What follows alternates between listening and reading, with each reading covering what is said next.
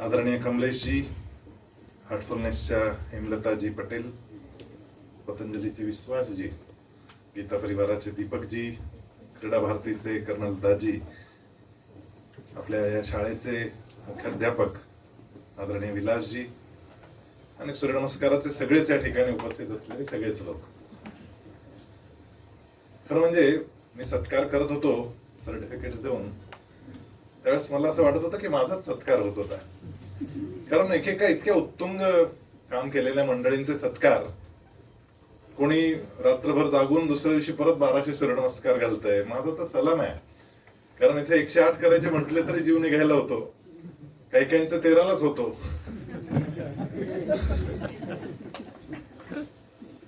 आणि ज्या पद्धतीनं गोव्यामध्ये काम घडलं सूर्यनमस्काराचं, मला वाटतं परमश्रद्धेय स्वामीजी योगर्षी रामदेवजी महाराज, स्वामी गोविंददेवगिरीजी महाराज, श्रद्धेय दाजी कमलेशजी पटेल, गुरुजी HR नागेंद्रजी, परमपूज्य सरसंघचालक, या सर्वांची सूक्ष्म उपस्थिती, सूक्ष्म शक्ती गोव्यामध्ये काम करायला लागली. आणि इतक्या मोठ्या प्रमाणावर सूर्यनमस्कारांचा हा कार्यक्रम व्हावा, हे एक खऱ्या अर्थानं विश्व रेकॉर्ड होईल ते होईल, पण भारतामध्ये रेकॉर्ड गोव्याने करून टाकलं हे निश्चित आहे. एवढ्या मोठ्या प्रमाणात अतिशय शांत चित्तानं मला इतके फोटो इथे पाहायला मिळाले. आणि हे फोटो खरं म्हणजे आधी जर आले असते तर परवाच्या कार्यक्रमात त्यातले काही एक दोन फोटो होते परवाच्या कार्यक्रमात समुद्राच्या किनाऱ्यावर करताना वगैरे. परंतु आज फोटो पाहिल्यानंतर किती मोठं काम सूर्यनमस्काराच्या माध्यमातून घडलं आणि आपल्या सगळ्या या संघटना वेगवेगळ्या शाळांपर्यंत जाऊन पोहोचल्या. त्या शाळांमध्ये खऱ्या अर्थानं शिक्षण काय असतं, आपल्याकडे असं म्हणतात की शरीर माध्यम खलु धर्म साधनम. काही काम करायचं असेल तुम्हाला तर पहिलं शरीर आहे तुमचं आणि मग बाकी सगळ्या भानगडी. पण आपल्याकडे खेळ या विषयाला, म्हणजे पूर्वी गाणं होतं, पढोगे लिखोगे तो बनोगे नवाब आणि खेलोगे कूदोगे तो काय होतं पुढे ते बन जाओगे खराब. म्हणजे एकीकडे नवाब आणि दुसरीकडे खराब. ते गाणं ऐकून मला इतकं आश्चर्य वाटायचं. आणि आमच्या अनेक शाळांमध्ये मैदानच नव्हतं. ज्या शाळेत मी शिकलो अतिशय छोटीशी शाळा होती, शिक्षकांची उंची खूप मोठी होती, परंतु खेळायला मैदान नव्हतं, काहीच खेळ नाही. आणि मला ते कायम खंत राहायची की आपल्याला खेळताच आलं नाही. आपल्याला लहानपणी कोणी खेळ शिकवलाच नाही. 4 तासाच्या 5 तासाच्या शाळेमध्ये शाळेत जायचं, 5 पिरियड करायचे, 4 आधी 4 नंतर, आणि 2 पिरियड आठवड्यातून असायचे खेळाचे. आणि त्या आठवड्यातून 2 पिरियड जे असायचे ना, तेही कच्च्या मुलांना माझ्यासारख्या परत शाळेत घेऊन जायचे. त्यांना जाऊच द्यायचे नाही तिकडे. ते गणित शिक म्हणायचे. आणि इतकं शिकवलं बिचारांनी मला, तरी मी नापास झालो 12वीला. आणि त्या दिवशी मला साक्षात्कार झाला की आपल्या डोक्यावर जे लेबल लावलं आज समाजानं नापासाचं, मी नापास नाही, सिस्टीम नापास आहे. कारण मला जे येतं त्याची परीक्षा घ्यायची व्यवस्था यांच्याकडे नाही आहे. जे मला येतं त्याची परीक्षा हे घेऊ शकत नसतील तर हे कोण मला नापास करणार आहे. आणि त्यानंतर मी स्विमिंग करायला सुरुवात केली. आमच्या नदीमध्ये स्विमिंग पूल नव्हताच, त्यामुळे नदीत स्विमिंग, उलटं पोहायचं, योगासनं करायची, रनिंग करायची. आणि या सगळ्या माध्यमातून कॉलेजमध्ये गेल्यानंतर टेबल टेनिस असेल, बास्केटबॉल असेल, म्हणजे कॉलेजमध्ये गेल्यानंतर माझी 4-5 इंच उंची वाढलेली आहे. सगळे कपडे मला दर 4-5 महिन्यांनी कमी व्हायचे, इतका व्यायाम आणि खेळ मी कॉलेजमध्ये आल्यानंतर खेळलो. शाळेत असताना कोणी खेळूच दिलं नाही. सगळ्यांना असं वाटायचं की अभ्यास केला तरच जीवनाचं कल्याण होतं. आणि ज्या दिवशी मी नापास झालो ना, त्या दिवशी मी ठरवलं की आपण अशी शाळा काढायची जिथे नापास कोणी होणार नाही. अशी शाळा काढली.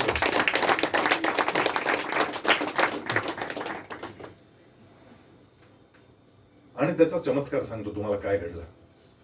ज्यावेळेस आम्ही ध्रुव ग्लोबल स्कूल सुरू केली, आता जी मुलं तिकडे भुवनेश्वरला आली असेल त्यांना माहिती आहे ध्रुवची मुलं किती छान योगासनं करतात आणि किती बक्षिसं त्यांनी नेली. 21 मुलं ध्रुवची खेलो इंडियाला जाणार आहेत, 21. आणि योगासनांमध्ये खूप मोठं काम आम्ही करून दाखवू शकलो. आणि केवळ योगासनांमध्ये नाही केलं, हे असं अनेक खेळांमध्ये केलंय आम्ही. आणि अनेक खेळांमध्ये ही मुलं पुढे जातात. आणि काय घडतं ते मी तुम्हाला सांगणार आहे, कारण आज मी केवळ सूर्यनमस्कारांचं कौतुक करायला नाही आलेलो, ते तर आहेच, कारण ते खूप मोठं काम केलंय. परंतु वर्ल्ड योगासनाचं व्हाईस प्रेसिडेंट परमश्रद्धेय स्वामीजी महाराजांनी मला केलं आणि सगळं काम तू बघ असं सांगितलं. नॅशनल योगासना स्पोर्ट्स फेडरेशन मध्ये उपाध्यक्ष म्हणून काम करतोय. जयदीपजींच्या मार्गदर्शनाखाली आदरणीय जयदीपजी हे पतंजली परिवाराचे मुख्य केंद्रीय प्रभारी आहेत. अतिशय ऊर्जावान असं व्यक्तिमत्व. त्यांच्यासोबत मी एकच दिवस दिल्लीमध्ये या सूर्यनमस्काराच्या कामासाठी गेलो. तुमचा विश्वास नाही बसणार, आपण सगळ्यांनी मिळून जेवढं काम केलं ना त्या माणसाने एका दिवसात केलं. 4 मंत्रालयांची पत्र आणली मला देऊन टाकली की करा आता काम पुढे, एका दिवसात. आणि त्यामुळे शाळांमध्ये आपल्याला अडचणच आली नाही. ते पत्र घेऊन जायचं आणि सांगायचं की आपल्याला वरतूनच आदेश आहे, वरतूनच अशा पद्धतीचा हा संदेश आहे. असं अत्यंत ऊर्जावान व्यक्तिमत्व. त्यांनी सांगितलं की या सगळ्या NYSFच्या कामामध्ये कोड पॉइंट लिहायचा आहे. कोड पॉइंट म्हणजे नियमावली. नियमावली लिहायची म्हणजे त्याची चित्र काढली पाहिजे, आधी फोटो काढले पाहिजे, मग फोटोवरून चित्र तयार केली पाहिजे, मग त्यात कोणती आसनं असावीत. आपल्या घेरंड संहिता असेल, हठयोग प्रदीपिका असेल, पतंजली योग दर्शनामध्ये तर आसन हा वेगळा विषय नाही आहे. परंतु त्यानंतर जी काही पुस्तकं आपल्याकडे आली, मग अगदी नवनाथांच्या परंपरेतली काही पुस्तकं असतील जिथे हठयोग हा महत्वाचा विषय आहे, या सगळ्या पुस्तकांमधली जर सगळी आसनं आपण काढली की किती आसनं आहेत आपल्याकडे, तर आपल्याकडे उपलब्ध आसनांची संख्या 32 आहे. 32 आसनं आपल्या जुन्या पुस्तकांमधली. कुठे गेली बाकीची आसनं? ही बाकीची आसनं नालंदा जळालं त्याच्याबरोबर जळून गेली. आपल्या वैदिक परंपरा या मुखोद्गत पद्धतीनं पुढे पुढे सरकत गेल्या, परंतु शारीरिक परंपरा पुढे सरकवण्याची काही व्यवस्था उपलब्ध नव्हती.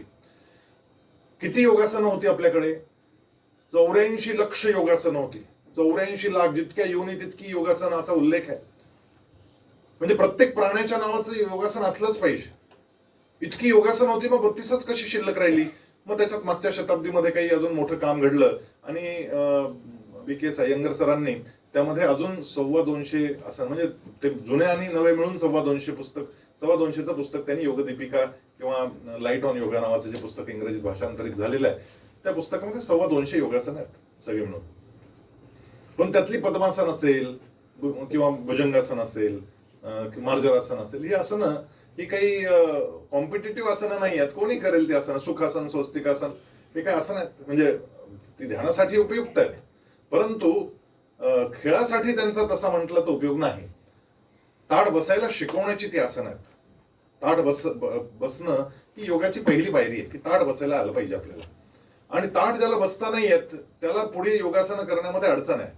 आणि आपल्या शाळेमध्ये आपण बसायला शिकवलं का पोरांना? एका तरी शाळेमध्ये मला सांगा सर, तुमच्या शाळेमध्ये बसायचं कसं बेंचवर शिकवलं का? एकही पिरियड नाही, काय 5 मिनिटं दिली नाही मी बसायचं कसं शिकवायला. नुसतं ताठ बसा असं म्हणतो आपण, पण इट इज नॉट इनफ. आपल्याला शिकवलं पाहिजे. ताठ बस म्हणजे कसं बसलं म्हणजे तुला त्रास होणार नाही. इथं ताठ बसलं पोरग 2 मिनिटं की 3 मिनिटांनी कळ लागते, तो म्हणतो नकोच आहे ताठ बसायला. ताठ याच्यासाठी बसायचं की कळ लागली नाही पाहिजे म्हणून ताठ बसायचं. आणि ताड बसल्यानंतर तासन तास कळ न लागता बसता येतं. हे मी कधी शिकलो माहितीये? पाठीला मणक्याला आजार झाला तेव्हा. आपल्याकडं असं आहे ना की तहान लागल्याशिवाय विहीर आपण खोदतच नाही. मग मी डॉक्टरांना दाखवलं की डॉक्टर पाठीत दुखतं, असं ट्रॅक्शन देतो, असं इकडून खेच तिकडून खेच, दोन्ही बाजूंनी मला लांबवलं म्हणून अजून माझं इकडे गोळ्या तर इतक्या दिल्या असतील की त्याला काही सीमा नाही.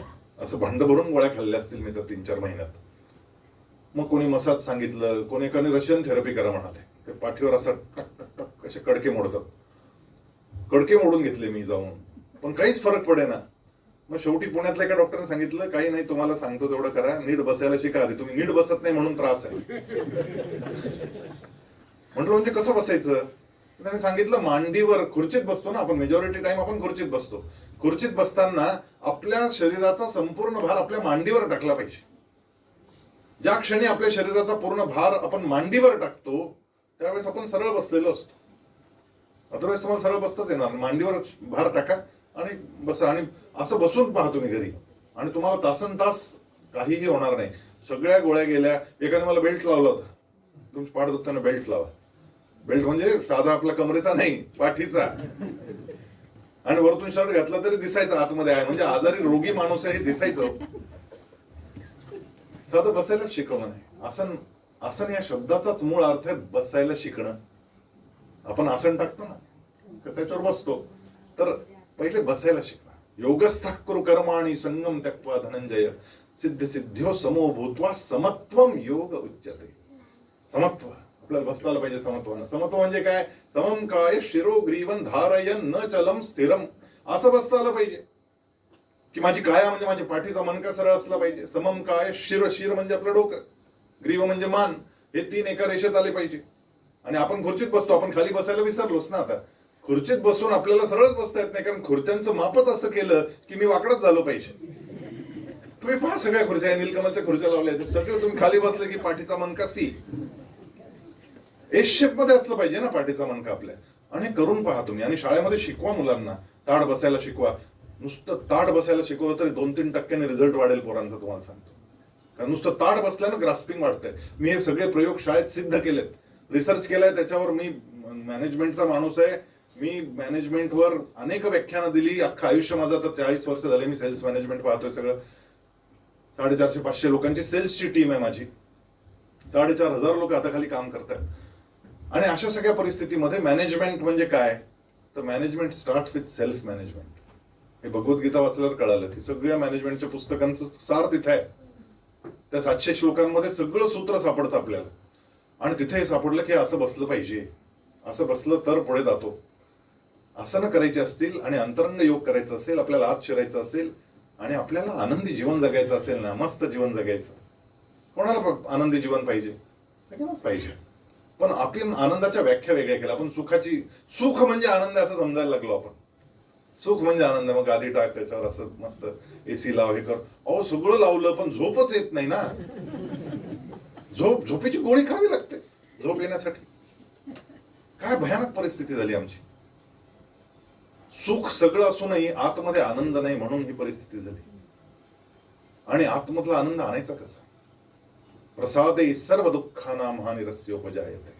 बाहेरच्या सगळ्या दुःखांची हानी जर काही होत असेल तर ती आतल्या प्रसादानं होते. प्रसन्न चेतसो याशो बुद्धी पर्यवतिष्ठते. आतमध्ये प्रसन्नता आली की बुद्धी प्रतिष्ठित व्हायला लागते.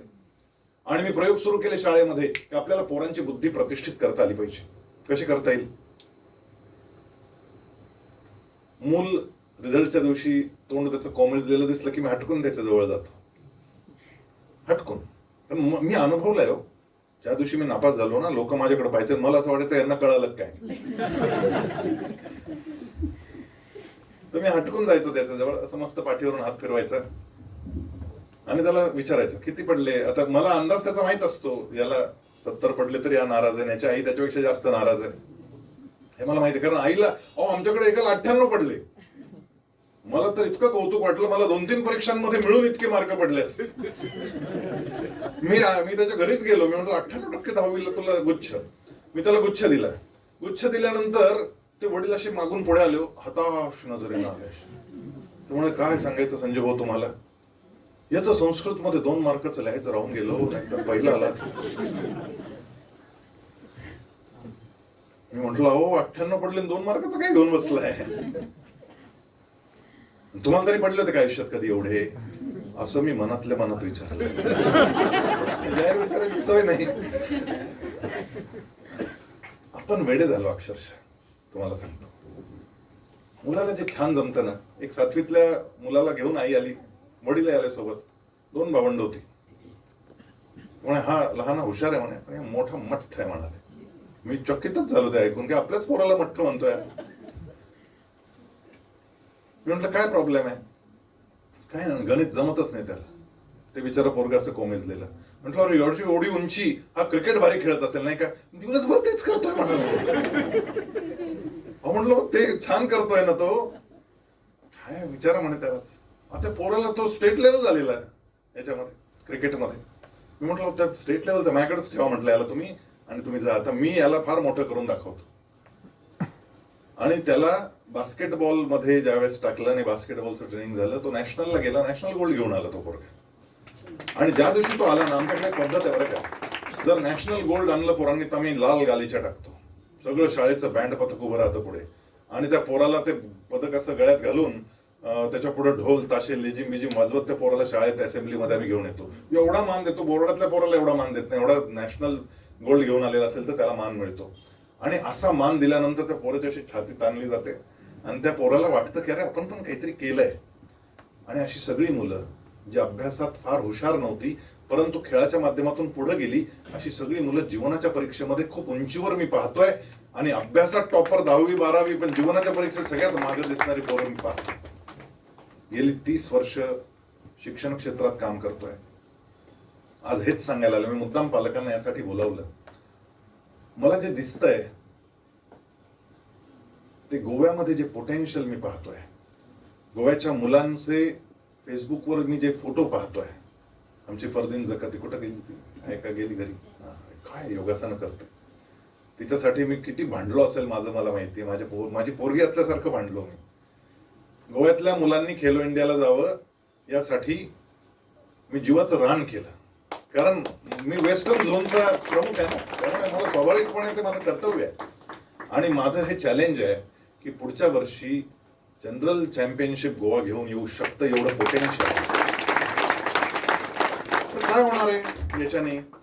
आपल्यासाठी फार मोठी सुविधा झाली. एकतर योगासनांना खेळाचा दर्जा मिळाला, त्यामुळे स्वामीजी महाराजांनी जे प्रयत्न त्याच्यासाठी केले त्याला सीमा नाही. खूप मेहनत झाली त्याच्यावर. 3 वर्षांपूर्वी स्वामीजी संगमनेरला आले होते आणि मी त्यांना म्हणालो की स्वामीजी जर आपण याचा खेळ नाही केला ना तर चायनावाले टपून बसलेत, हे लगेच खेळ करतील याचा. आणि तिथं जी टॅलेंट पाहतोय म्हटलं मी, ते वेगळीच आसनं काढतील, वेगळीच चायनीज नावं देतील ना आपल्याला त्यांच्या मागे जावं लागेल जगात. योग आपला आणि ते घेतील अशी परिस्थिती दिसायला लागली. तुम्ही काही करा पण एवढं काम तुम्ही करून घ्या. त्यांनी माझा नंबर जयदीपजींना दिला. दुसऱ्याच दिवशी मला स्वामीजींनी जयदीपजींना फोन लावून दिला, यांच्याशी बोला. आणि मग हे सगळं काम सुरू झालं आणि आम्ही हळूहळू करत इथपर्यंत पोहोचलो, ज्याला खेळाचा दर्जा मिळाला. खेलो इंडियामध्ये समावेश झाला. खेलो इंडियात समावेश होणं हे सोपं काम नाही आहे.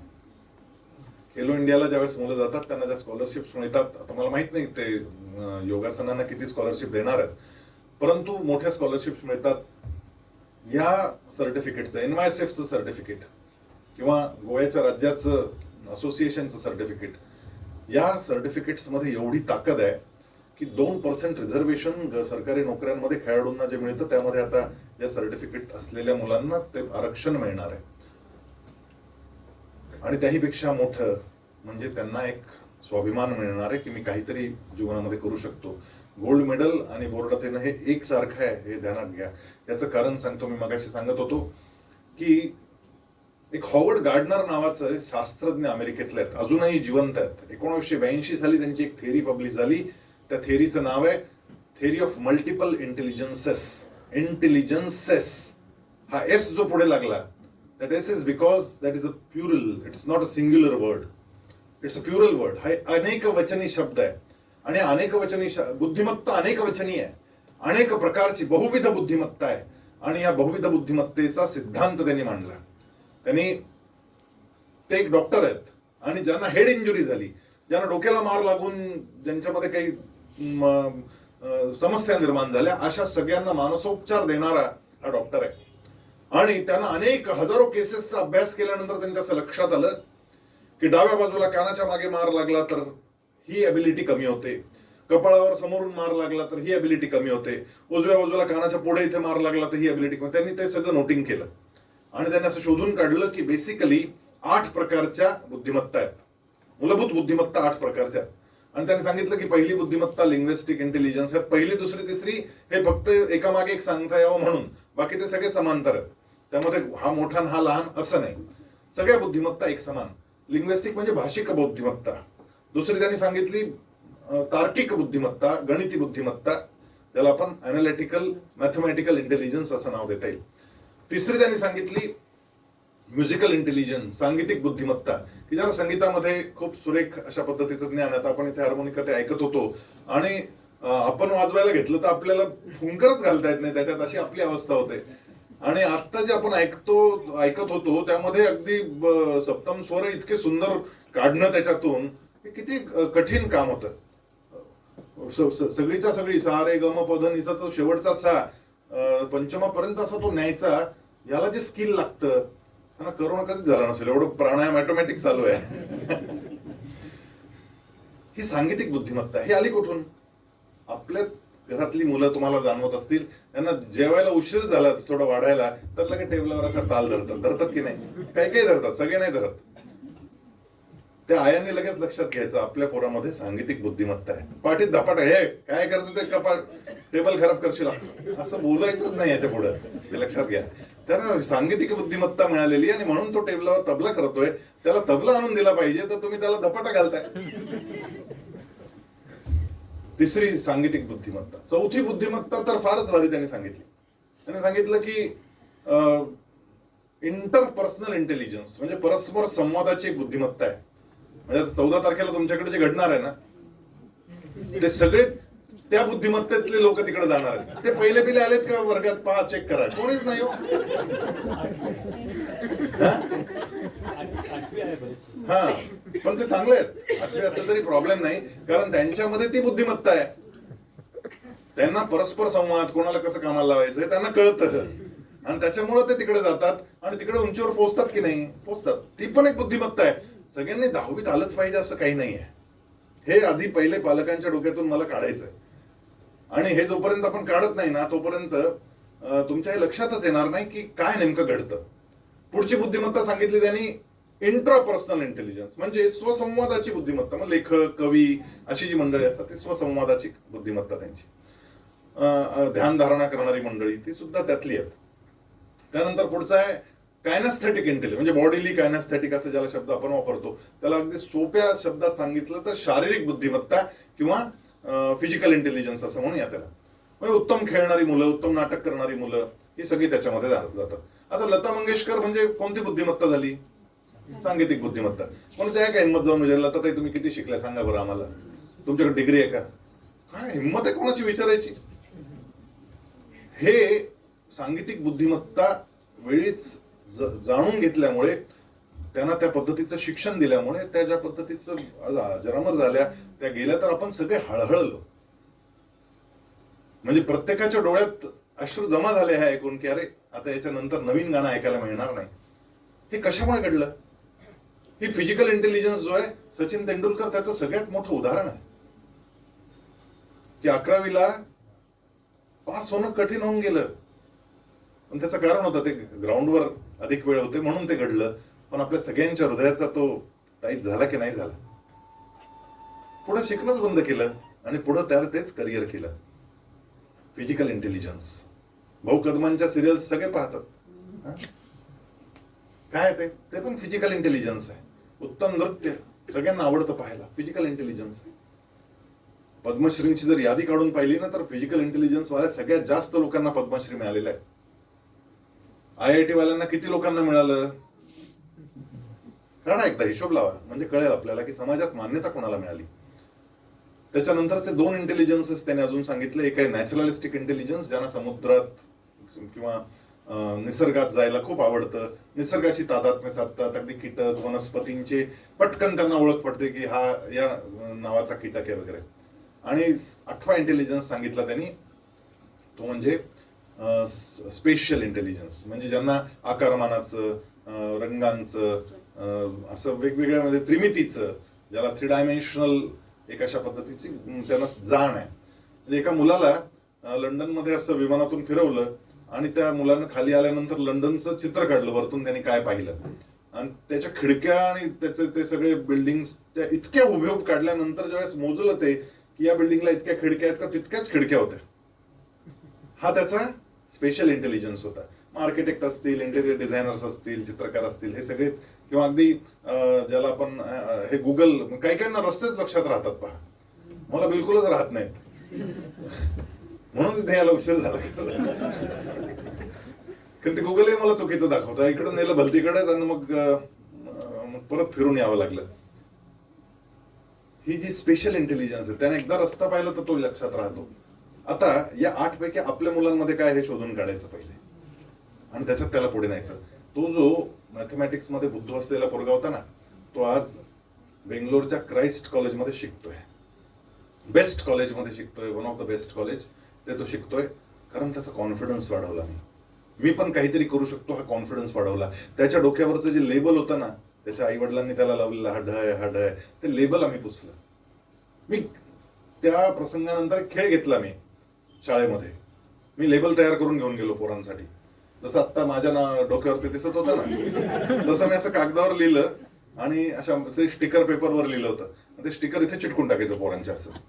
आणि इथं लिहिलेलं होतं, इथं सचिन तेंडुलकर, लता मंगेशकर वगैरे वगैरे असं वेगवेगळी पात्र इथं लिहिली होती सगळी, आणि अशी लिहिलेली इथे. आणि पोरांनी फिरायचं आणि एक साधारणपणे 10-15 मिनिटात आपण कोण आहे ओळखायचं, आणि समोरच्याशी बोलताना नाव नाही घ्यायचं, त्याचं नाव न घेता बोलायचं. म्हणजे काय लताताई तुम्ही कशात, असं नाही विचारायचं. किती छान गाणं गाता हो तुम्ही, तुम्ही गाणं कोकिळा आहात, या वयात तुम्ही अगदी 18 वर्षाच्या मुलीचा आवाज, तुमचं ते गाणं आहे मेरे वतन के लोग मला फार आवडतं वगैरे वगैरे असं बोलायचं. नाव नाही घ्यायचं पण खोटं नाही बोलायचं. आणि मग मुलांनी ओळखायला सुरुवात करायची की आपण कोण आहोत. 10 मिनिटात पोरांनी ओळखायला सुरुवात केली आपण कोण आहोत. पण मी बारकाईने पाहत होतो काय चाललंय. माझ्या असं लक्षात आलं की ज्या मुलीच्या डोक्यावर मी ऐश्वर्या रॉय लिहिलं होतं ना, ती अशी ठुमकत चालायला लागली हो 5 मिनिटांनी. म्हणजे अशी केसांना झटका मारायची, अशी मानेला झटका मारायची, सेकंड करायची. तिचं एकूण स्टाईलच चेंज झाली तिची 5 मिनिटात. म्हटलं काय भानगड झाली या पोरीची.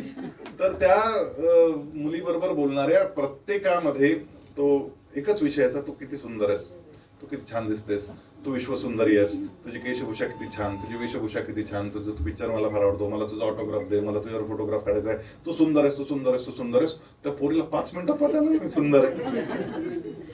आणि त्याच वेळेस ज्याच्या डोक्यावर मी लालू प्रसाद लिहिला होता गायबच झाला पोरगा, दिसेल. मी त्याला हुडकत असं शोधत हिंडलो, कुठे गेला, पडद्याच्या मागे लपलं होतं. मी त्याला म्हटलं काय झालं तुला.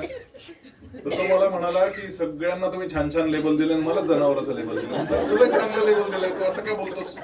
तो म्हणे भेटणारा प्रत्येक जण मला म्हणतो तू चारा खाल्ला का, चारा खाल्ला का. 5 मिनिटाचा लेबल पोरांवर काय परिणाम करतो. आणि आपण मुलांच्या मस्तकी असं जे लेबल लावतो की तू ढ आहेस, तू बुद्धू आहेस.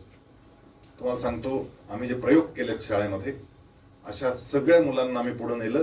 कोणीच पोरग नापास होत नाही, कारण कॉन्फिडन्स लेवल वाढवली. त्याच्यात दुसरा, योगासन आणि प्राणायामाने जे घडवलं ना, ते मी पाहतोय शाळेच्या यशामागचं मुख्य कारण ते आहे. काय केलं आम्ही, गणिताच्या तासाला पोरग चित्र काढतं. किती लोकांना अनुभव आहे सर, तुम्ही काढलं की नाही. सगळ्यांनी काढलंय. आम्ही कोणत्या तरी दुसऱ्या तासाला चित्र काढलंय वहीच्या मागच्या पानावर. माझी आई तर फार भारी होती, ती 8वी शिकलेली, तिला फार नाही कळायचं. पण तिला एक कळायचं, आले की म्हणायचे बघू रे आज किती लिहून झालं पुढं. फक्त मागचं पान पाहिजे, मधलं पान पाहिजेच नाही.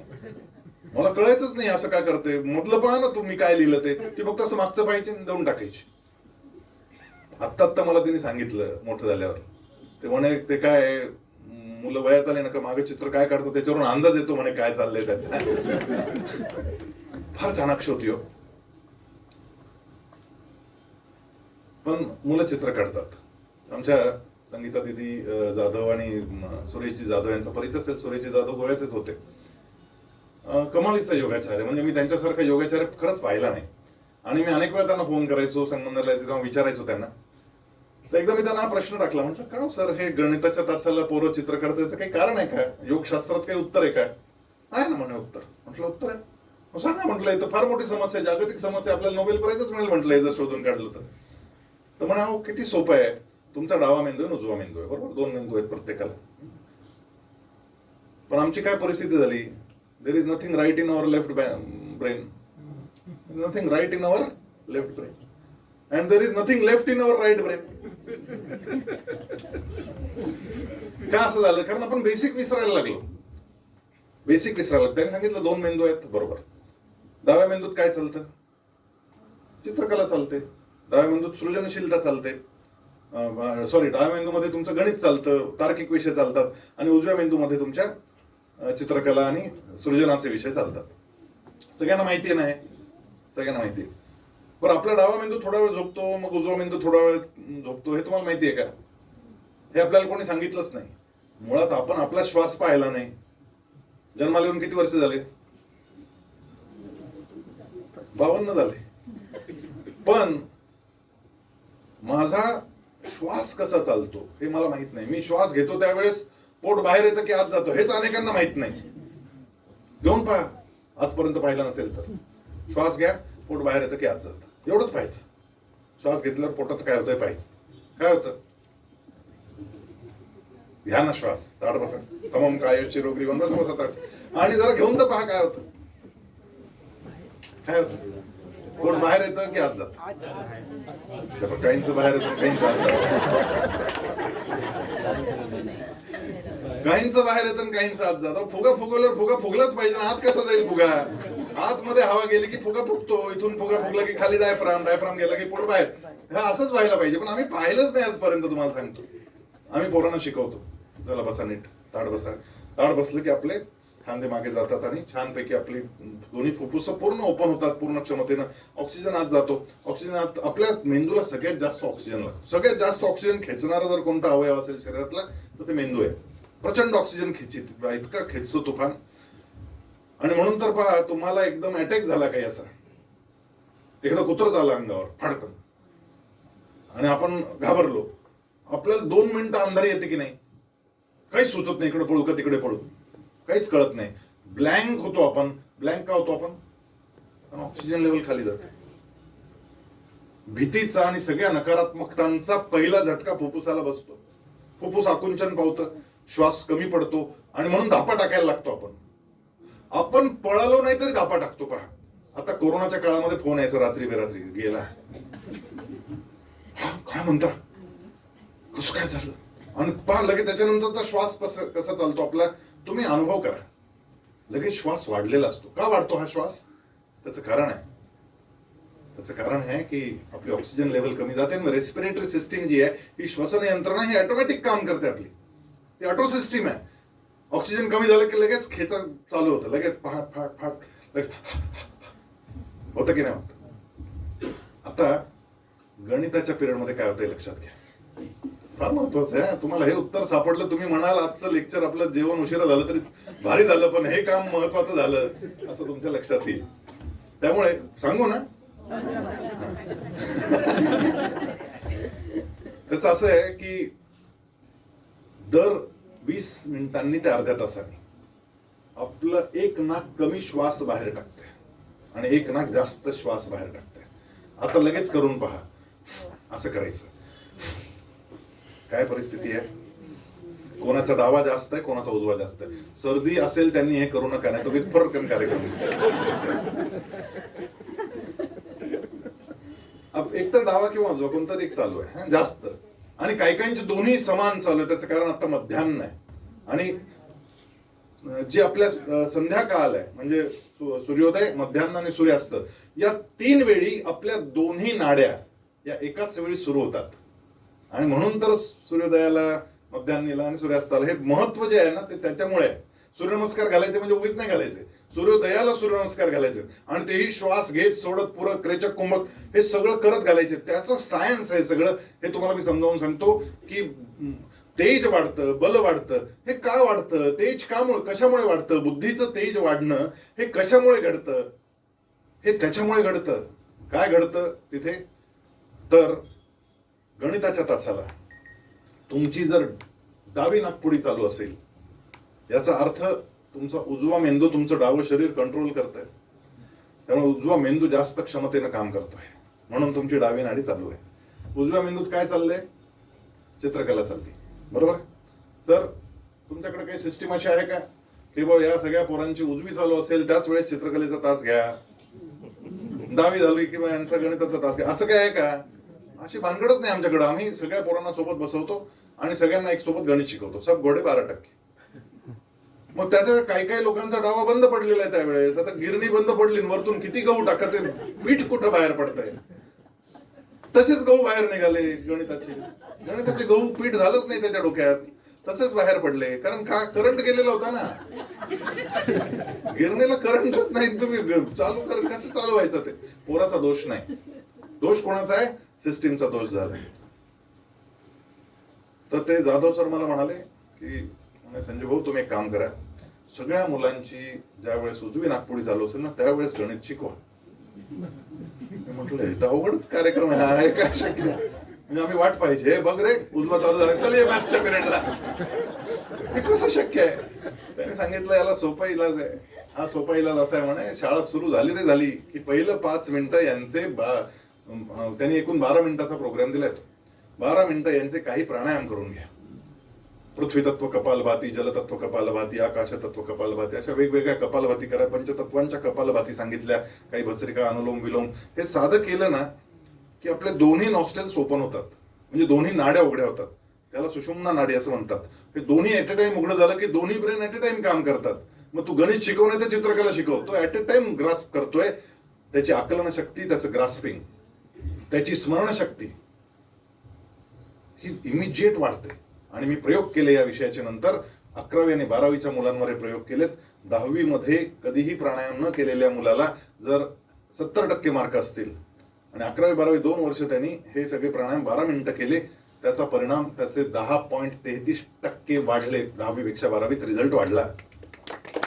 चमत्कार आहे. 5 तास त्याच्यानंतर प्राणायाम केल्यानंतर 5 तास आपल्या दोन्ही नाड्या एक समान गतीनं चालतात. म्हणून त्रिकाला संध्या होते, म्हणून 3 वेळा असते करायला लावायचे. आता नुसतं तो असं कर. अरे हे काय करतोय तू, समजून उमजून कर. हे प्राणायाम इतका महत्वाचा. त्यावेळेस अनुलोम विलोम करायला सांगितलंय, हा नुसता नाकाला हात लावतो असं असं कर.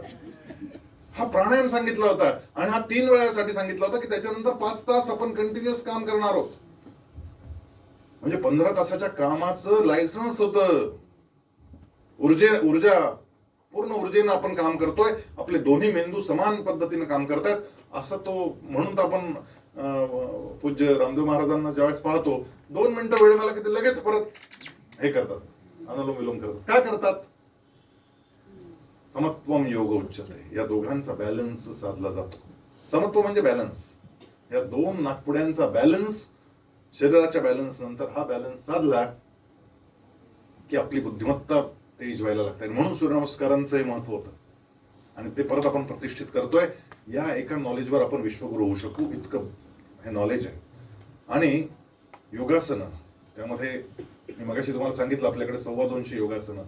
मग खेळासाठी अजून कोणती योगासनं आणायची? आम्ही नवीन प्रयोग केले. त्या नवीन आसनांना नवीन नावं दिली, कारण हे काम आपल्याला करावं लागेल. 84 लक्ष होते ना, परत 84 लक्ष आसनं तयार करू आपण सगळे म्हणून. आणि मला एक सांगायचं तुम्हाला, ज्यावेळेस इथल्या प्रशिक्षकांच्या वर्गांमध्ये चाललेल्या मुलांची आसनं मी पाहतो ना, त्यावेळेस मला वाटतं की जाऊन गोव्यालाच बसावं आणि इथंच नावं द्यावीत. इतकी भारी भारी आसनं, नवीन नवीन आसनं करणारी मुलं आहेत. तुम्हाला अभिमान वाटला पाहिजे त्या मुलांचा. त्या मुलांना 5-5, 6-6 तास प्रॅक्टिसला पाठवा. अभ्यास कधी करायचा मग? परत पहिले पाडे 55. तुम्हाला सांगतो, ते जे करतायत ना, त्यांना त्यांची ग्रास्पिंग इतकी वाढलेली असते की ते वर्गात फक्त शाळेत त्यांनी शिकलं की त्यांच्या डोक्यात फिट होतं. त्यांना परत वेगळं जास्त शिकवावं लागत नाही. माझं चॅलेंज आहे, इथे जितकी मुलं योगासनांच्या क्लासेसला अतिशय रेग्युलरली जात आहेत, त्यांचा रिझल्ट तुम्हाला जास्तीचाच दिसेल. हे सिद्ध करून घ्या. हे विचार आहेत.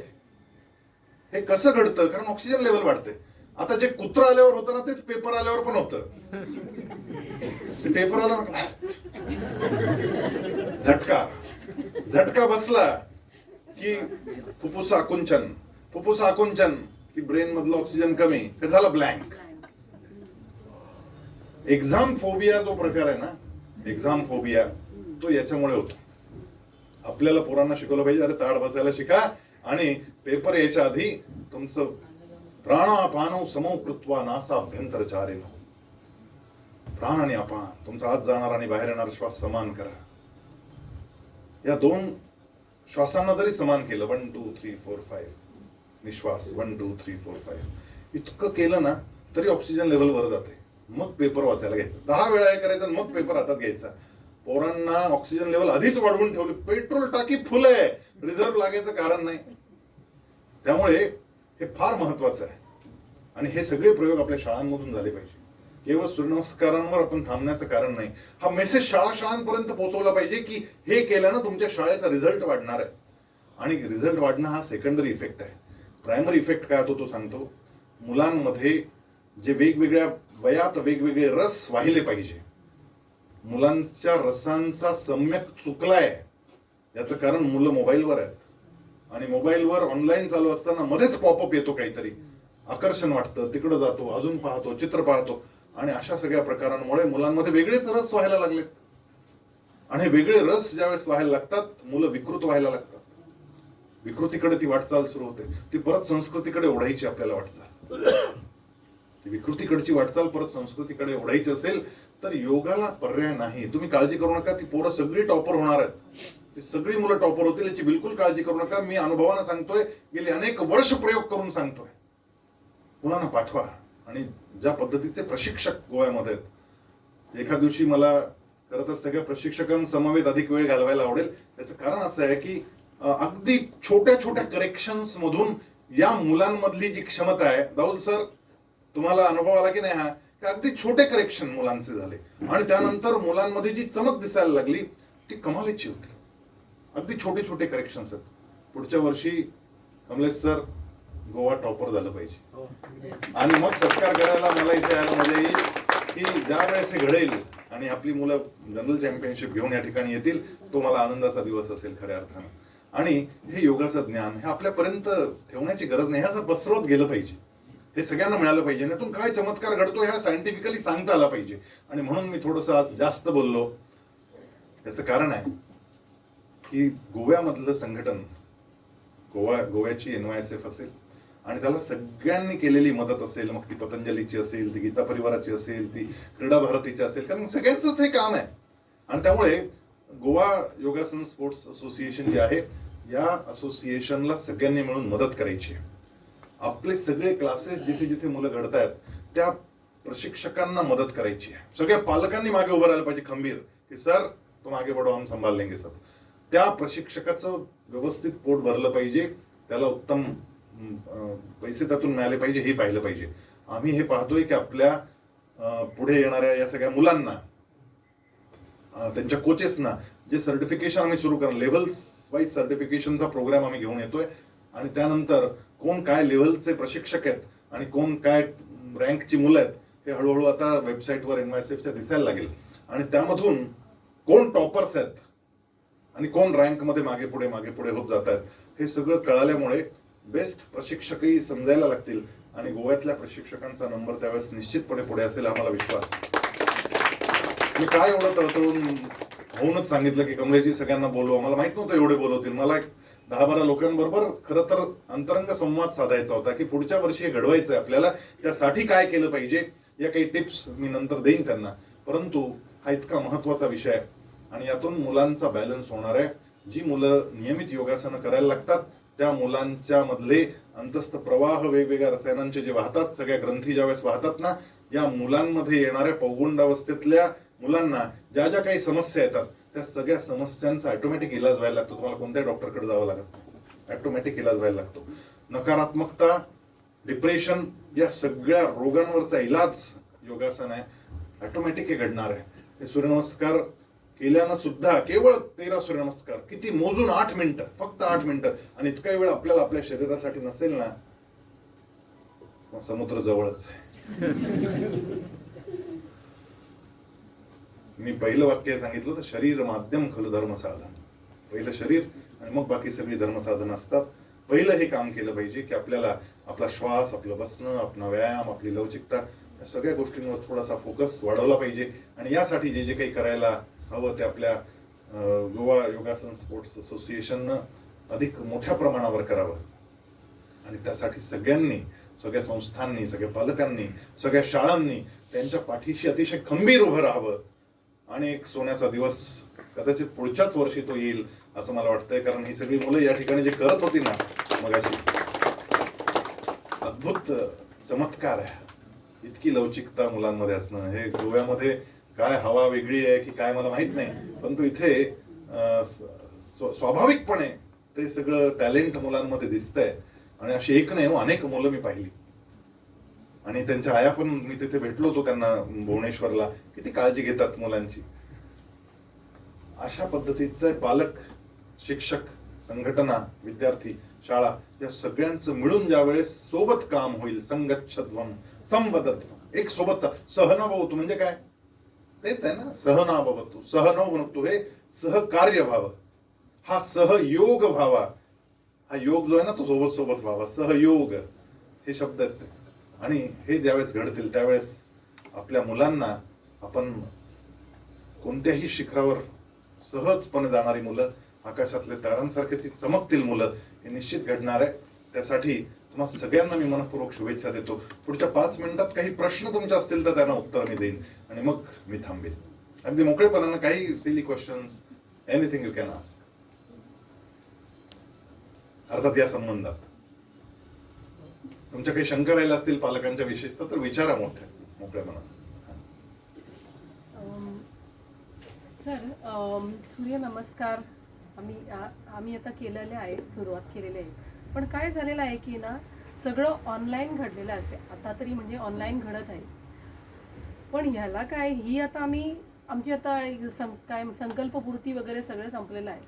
पण हे संकल्पपूर्ती नसून ती चालायला आता सुरुवात करायला पाहिजे. पण त्यासाठी आम्हाला NYSF तर्फे एक जर नोटीस आली स्कूलमधून की कोणी कोणी सूर्यनमस्कार घातलेले आहेत त्यांची जरा चेकिंग NYSFचे सदस्य कोणी करतील म्हणून स्कूलला जरा हे लेटर गेलं. पण ते पीठ जर नाही, असं नका करू. चेकिंग नाही करायला जायचं, आपण प्रेम करायला जायचं. आपण फोटो काढायला जाऊ पोरांचे, की तुमच्या सगळ्या मुलांचे आम्हाला फोटो काढावे वाटतात, इतकं छान काम केलं, चला मुलांना चला काढा फोटो. आणि सगळ्या क्लास टीचर्सनी मुलांचे फोटो काढायचे आणि ते आपल्या वर्ल्ड रेकॉर्डला पाठवायचे. हे किती तारखेपर्यंत करायचं? 20 तारीख लास्ट डेट आहे त्याची. 10 दिवस राहिलेत. या 10 दिवसातही 2-3 सुट्ट्या जाणार, म्हणजे आठवडाभरच आहे. शाळांमधून मुलांचे फोटो पाठवायला सुरू करा. आणि ज्यावेळेस तुम्ही शाळेत जाल ना मुलांचे फोटो काढायला, त्यावेळेस सोपा नियम त्या सगळ्या मुलांना समजावून सांगा. कारण ऑनलाईन मध्ये हे सगळं समजावलं गेलं नसणार आहे मला माहिती आहे. आता मुलं शारीरिक सूर्यनमस्कार घालतायत, परंतु सोबत त्यांनी जो प्राणायाम केला पाहिजे त्यात सोपा नियम आहे की वर ज्यावेळेस येतो त्यावेळेस श्वास घ्यायचा आहे, खाली ज्यावेळेस जातो त्यावेळेस श्वास सोडायचा आहे, आणि अष्टांगाची जी मधली स्थिती तिथे श्वास रोखायचा आहे, तो कुंभक आहे. त्यामुळे पहिला आपण वर जातो, श्वास घ्या, खाली जातो पादहस्तासन, श्वास सोडा, मग आपण अश्वसंचालनासन करतो, परत वर येतो आपण, श्वास घ्या, मग त्याच्यानंतर आपण दंडासन म्हणा किंवा त्याला पर्वतासन जे काही करतो त्यावेळेस परत तो श्वास सोडा, मग तो खाली ज्यावेळेस अष्टांगात जातो तिथे श्वास रोखायचा, मग परत वर येतो भुजंगासनात त्यावेळेस परत श्वास घ्यायचा. असं हे मुलांना ज्यावेळेस आपण समजावून सांगू ना, त्याचा जो फायदा मुलांना मिळणार आहे, दोन्ही नाड्या ओपन होतातच. तुम्ही पहा, 13 सूर्यनमस्कार घ्यायला करून पहा, दोन्ही नाड्या ओपन झालेल्या असतात आणि ग्रास्पिंग सॉलिड चालू होतं. हे करून दाखवा मुलांना, हे घडतंय की नाही पहा. आधी श्वास सोडायला लावा, कोणतं चालतंय पाहायला लावा, नंतर 13 सूर्यनमस्कार नंतर काय होतंय हे सांगा. मुलांना ज्यावेळेस हे कळेल ना की अरे this is what is happening here, it's a miracle.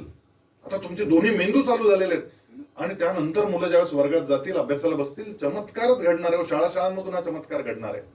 त्यामुळे हा फार मोठा इम्पॅक्ट. बरं, करोनावर सगळ्यात चांगला इलाज, घे श्वास, सोड श्वास, फुफ्फुस मजबूत कर, शरीर लवचिक होत आहे, शरीर सुदृढ होत आहे, श्वासोश्वास पक्का होतोय. हे थोडंसं जाऊन करेक्शन वर्क करावं लागेल आपल्याला.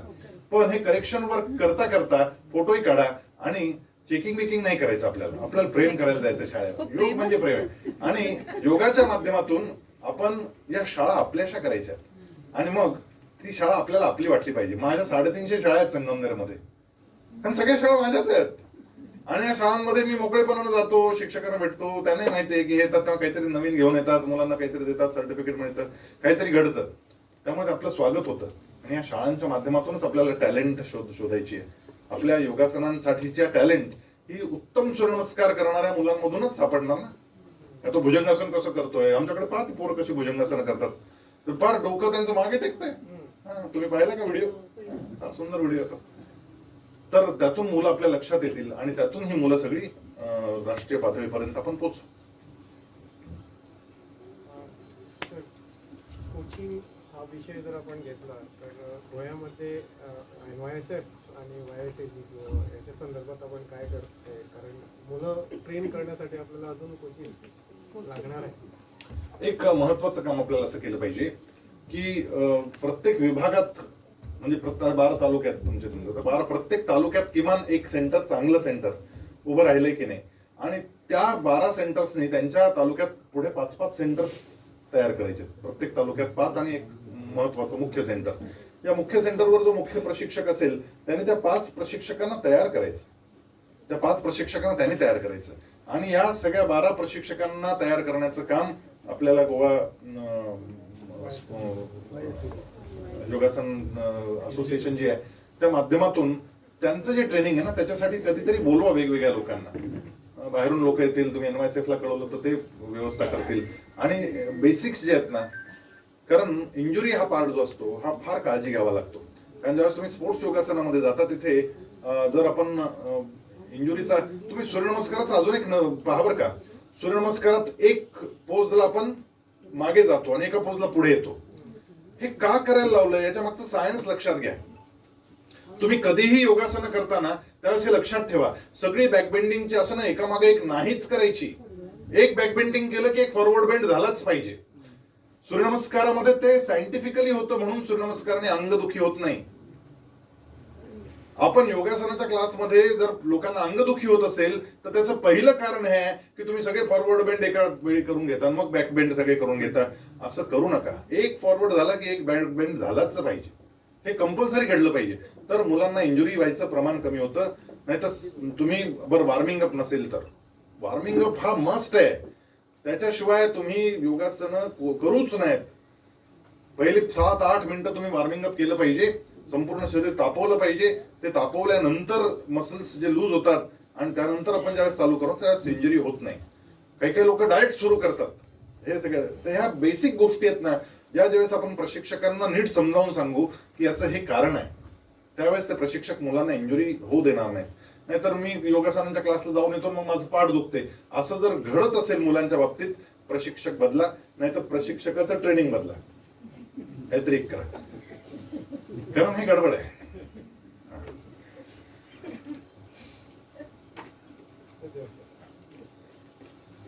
तुम्ही आता 8 तऱ्हेच्या बुद्धिमत्ता सांगितल्या, तर पालकांकरता असं काही प्रोग्राम करता येईल का की त्यांच्या मुलाची बुद्धिमत्ता त्यांना निदान त्यांच्या मुलाची बुद्धिमत्ता जरी त्याला कळाली तर त्याप्रमाणे त्यांना ते प्रोत्साहन देता येईल. तर अशा पालकांना एक सांगू का, काय ट्रेनिंग वेनिंग नाही हो. आई या जगातलं सगळ्यात भारी विद्यापीठ आहे. त्याच्यापेक्षा भारी विद्यापीठच नाही या जगात. आणि त्या आईला आहे ना, ते पोरगं चालतं, बोलतं, खेळतं, जेवतं तिथंच कळायला लागतं. आईला न बोलता पोराला काय पाहिजे कळतं ना. म्हणजे त्या पोराच्या अगदी 2 दिवसाचं 3 दिवसाचं बाळ असतं आणि आईला हे कळतं की याला भूक लागली, याचं रडणं असं आहे, सुसू केली, ओला झालाय, त्याचं रडणं असं आहे, त्याला चावलंय काहीतरी, त्याचं रडणं असं आहे. आईला ते कळतं. आणि आई सारखं विद्यापीठच नाही. तुम्हाला सांगतो, साधारणपणे 2री-3री पर्यंत वयात, म्हणजे साधारण 8, 9, 10 वर्षापर्यंत जास्तीत जास्त आईला हे क्लिअर कट कळालेलं असतं की आपल्या पोराचं डोकं इकडे जास्त चालतंय. क्लिअर कळतं, फक्त ती सांगत नाही, कारण आपण सांगूच देत नाही. सगळं आपल्यालाच कळतं असं आपल्याला वाटतं. आईचं ऐकलं पाहिजे. आणि आईनं पण हे लक्षात घेतलं पाहिजे की याच्या, म्हणजे पूर्वी डावखरी मुलं असायची ना, त्यांचा डावा हात बांधून ठेवायचे, उजवा हो उजवा हो. अरे कशाला डोक्याला ताण करत आहे त्याच्या, राहू दे त्याला डावा, काही बिघडत नाही. आपल्याला चुकीचं शिक्षण दिलं गेलं हे सगळं. त्याला ज्या बुद्धिमत्तेत तो पुढे ना, त्याला क्लास लावून टाकला पाहिजे. तुला हे आवडतं ना, चल लगेच कर. हे ज्या क्षणी आपण करू ना, त्या मुलाचा कॉन्फिडन्स वाढत जातो आणि आपोआप मुलगा अभ्यास पण छान करायला लागतो. पण आमच्याकडे काय आहे, आम्ही तुम्हाला सांगतो, आपलं काम काय आहे पालक म्हणून, आपलं काम आहे, आपण माळी आहोत. माळ्याचं काम काय असतं, योग्य वेळी खत घालणं, पाणी देणं, अंधारात असेल तर उजेडात नेणं, उजेडात फारच उन्हात असेल तर सावलीत आणणं, विचित्र वाढायला लागली छाटणी करणं, जंतुबिंतू आले त्याच्यावर कीड पडायला लागली की फवारणी करणं, हे आपलं काम आहे. पण आमचा प्रॉब्लेम वेगळा झालाय. आम्ही आमची कुंडी सोडून शेजारची कुंडी पाहतो. अरे गुलाबाचं फुल आलंय, आपल्या झेंडूला कधी गुलाबाचं फुल येईल, तुमच्या झेंडूला कधीच गुलाबाचं फुल येणार नाहीये. पण मी शेजारीच पाहतोय ना, शेजारी गुलाबाचं फुल आलं माझ्या कुंडीत. अरे अमृताची रोपं आली तुमच्या घरात. ही मुलं म्हणजे तुमच्या घरात आलेलं अमृताचं रोप आहे. ते झेंडूचं आहे का गुलाबाचं सोडा, आपलं ज्याचं त्याचं खतपाणी त्याला द्या. मग त्या गुलाबाच्या फुलाला IIT चा क्लास लावला की माझं खेळाडू पोरग तिकडे IIT घुसवलं, त्याला ते IIT कळत नाही, खेळही राहिला बाजूला, ते काहीच नाही, शून्य होऊन जात. त्यामुळे आपण आपल्या हातात काय एवढं पाहायचं. परमेश्वरानं जे आपल्याला मूल आपल्या हाती दिलंय ना, त्याची जी बुद्धिमत्ता आहे ती बुद्धिमत्ता आहे. पण त्या हॉवर्ड गार्डनरनं जे प्रयोग केले त्यातला सगळ्यात महत्वाचा प्रयोग हा होता की ज्या वेळेस एखाद्याचं बोलणं खोडायचं आणि त्याची लिंग्विस्टिक इंटेलिजन्स त्याचा मार खायचा, कारण मेंदूला मार बसलाय, आणि त्याचा फिजिकल इंटेलिजन्स जर चांगला असेल तर फिजिकल इंटेलिजन्सच्या माध्यमातून काही खेळ, काही आसनं, त्याला तो काही काम द्यायचा हातांना, त्याचे बोटांना, आणि त्यातून त्याला हळूहळू हळूहळू शब्द कळायला लागायचे आणि त्याचं शब्द क्षमता वाढायला लागायची. म्हणजे दुसऱ्या इंटेलिजन्सचा आधार घेऊन तिसरा इंटेलिजन्स वाढवता येऊ शकतो, हा त्याचा मूलभूत प्रयोग आहे. आणि तो आपण आपल्या मुलांच्या बाबतीत करायचा आहे. त्यातून हे घडणार आहे की आपल्या मुलाचा जो इंटेलिजन्स आहे, मग त्याचा इंटेलिजन्स म्हणजे चित्रकारी असेल, तो उत्तम चित्र काढतो, त्याला पुढे ना चित्रामध्ये त्याला अगदी टॉप लेवलला घेऊन जा, त्याला ए ग्रेड मिळाली पाहिजे, इंटरमिजिएट आणि याच्या ज्या परीक्षा होतात, आणि तिथून त्या मुलाचा कॉन्फिडन्स वाढायला लागतो आणि मग तो गणितही चांगलं करायला लागतो. हे ते सगळं विज्ञान आहे. त्यामुळे तुम्ही जो प्रश्न विचारलाय ना की आपल्या मुलाचा इंटेलिजन्स आपल्याला कसा कळेल, आता इतकं करूनही जर कळत नसेल तर त्याच्यासाठी अगदी साध्या टेस्ट आहेत. आणि या टेस्ट अगदी तुमच्या गोव्यामध्येही मानसशास्त्रज्ञांकडे उपलब्ध असतील की त्या मुलाचा इंटेलिजन्स कोणत्या बाजूला झुकणार आहे हे टेस्टनी शोधून काढता येतं. पण ते टेस्टवाले उगीच बिनकामाचे 5-7 हजार रुपये घेतात. जे आईला फुकटात कळतं ते तुम्ही 5,000 रुपये खर्चून आणता, त्याची गरज नाहीये. आईला विचारा की आपलं पोरगं, एखाद्या दिवशी विचार करण्याचा की आपल्या ह्याला काय छान जमतं आणि त्याच्यावर एक 10 मिनिटं चर्चा केली की आपल्याला कळेल त्याला काय भारी जमतं. काही टेस्ट बिस्ट करायची गरज पडणार नाही. ठीक आहे, चलो, थँक्यू व्हेरी मच. पुन्हा सगळ्यांचं अभिनंदन करतो.